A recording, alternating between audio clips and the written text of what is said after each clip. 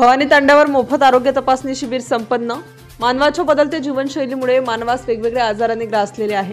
या धावपळीच्या युगात मानवाचे आरोग्याकडे पूर्णतः दुर्लक्ष झाले आहे। त्यामुळे स्वर्गीय शंकरराव पवार प्रतिष्ठान आणि आरोग्य उपकेंद्र सुगाव यांच्या संयुक्त विद्यमाने आरोग्य देवता श्री धन्वंतरी पूजन आणि मोफत आरोग्य तपासणी शिबिराचे आयोजन करण्यात आले।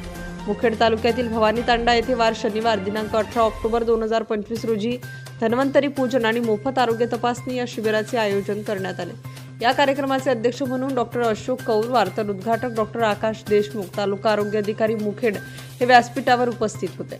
हल्ली मानवी जीवन हे धावपळीचे बनले असून मानव हा मोबाईलच्या जाळ्यात मोठ्या प्रमाणात गुरफटलेला दिसून येत असून घरामध्ये सार्वजनिक ठिकाणी मनुष्य हा मोबाईलमध्येच डोकावून पाहत असतानाचे चित्र दिसून येते। यामुळे मानवाची निद्रा कमी झाल्याने प्रत्येक मनुष्य हा चिडचिडीत बनत आहे।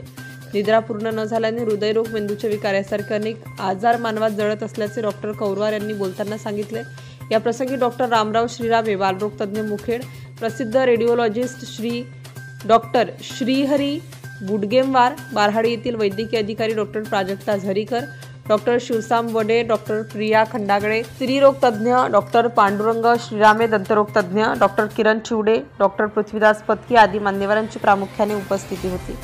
या शिबिरात एकूण 250 रुग्णांची तपासणी करण्यात आली असून त्या रुग्णांना गोळ्या व औषधी देऊन आवश्यकतेनुसार पुढील उपचाराकरिता सल्ला तज्ञ डॉक्टरांकडून देण्यात आला।